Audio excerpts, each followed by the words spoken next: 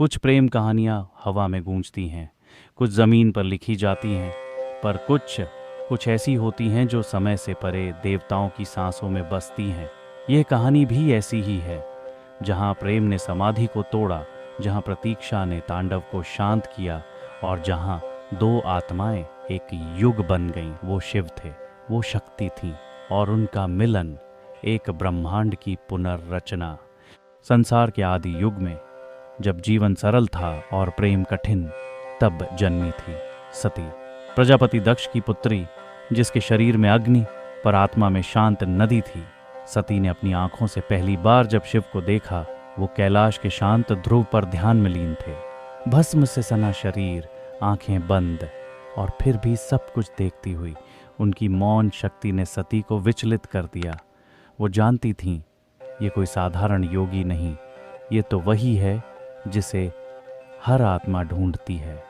मैंने नहीं चुना उन्हें, न मेरी दृष्टि ने उन्हें आकर्षित किया। यह तो आत्मा का खिंचाव था जो जन्मों जन्मों से अधूरा था। सती ने शिव को वर रूप में चुना, पर यह सरल कहाँ था। दक्ष ने इस प्रेम का विरोध किया। उन्होंने शिव को अयोग्य कहा, श्मशानवासी, अघोरी, वनवासी। पर सती ने प्रेम को चुन लिया और विवाह संपन्न हुआ। समय बीता, पर दक्ष के मन में अग्नि जलती रही। एक भव्य यज्ञ का आयोजन हुआ। सारे देवताओं को आमंत्रण भेजा गया।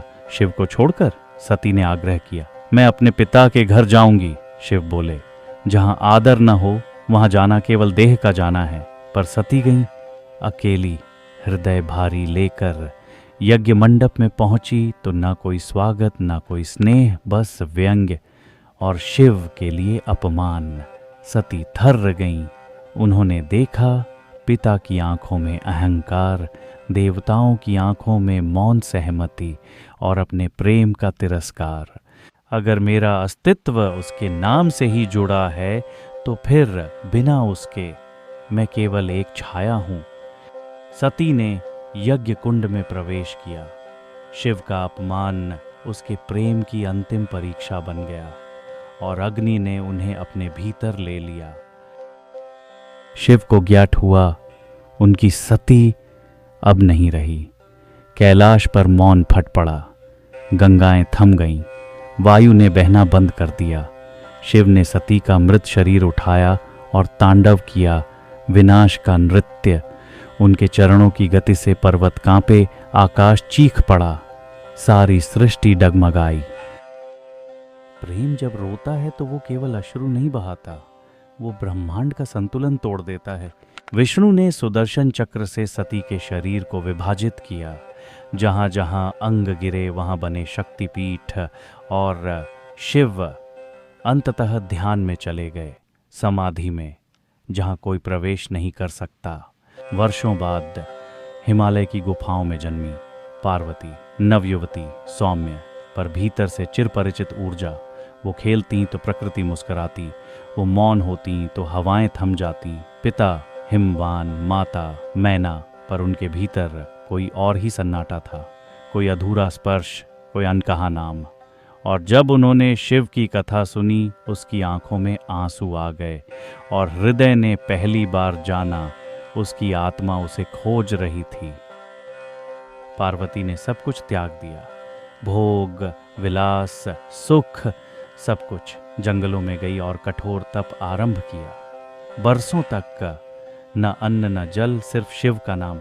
देवताओं ने देखा, ब्रह्मा ने देखा और अंततः शिव की आंखें खुली।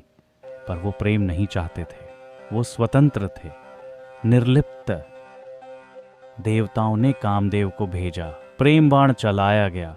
शिव की समाधि टूटी और क्रोध जागा। एक दृष्टि में कामदेव भस्म, पर पार्वती नहीं डरी। वो टूटी नहीं, उसने फिर तप किया, और भी कठिन। शिव स्वयं साधु बनकर आए। पूछा, तुम क्यों चाहती हो मुझे? मैं अघोरी हूं, विरक्त हूं। पार्वती बोली, आप मेरे भीतर हैं, मेरा अस्तित्व आपसे जुड़ा है।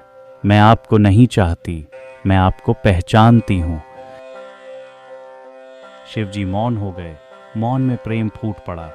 शिव जी ने स्वीकृति दी, विवाह तय हुआ, बारात चली। भूत प्रेत नाग योगी पार्वती जी की माँ घबरा गईं, पर पार्वती जी मुस्कुराईं, मेरा प्रेम मेरे शिव हैं, रूप मायने नहीं रखता। शिव जी ने विवाह के समय भव्य रूप धारण किया और दोनों का मिलन हुआ। शिव पार्वती कैलाश पर रहे, उनसे जन्मे कार्तिकेय और गणेश। गणेश बने प्रथम पूज्य, कार्तिकेय देवसेना के सेनापति। पर सबसे बड़ा संदेश था कि प्रेम शक्ति है और शिव शून्य नहीं, पूर्णता है जब शक्ति उनके साथ हो। ये कहानी यहाँ खत्म नहीं होती, ये हर युग में जन्म लेती है। हर आत्मा में कहीं ना कहीं शिव पार्वती बसते हैं।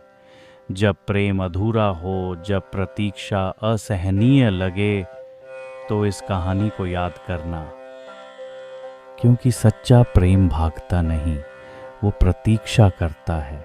माँ सती ने केवल एक नहीं बल्कि 3 रूपों में जन्म लिया। सती प्रजापति दक्ष की कन्या, जिन्होंने प्रेम में आत्मोत्सर्ग किया।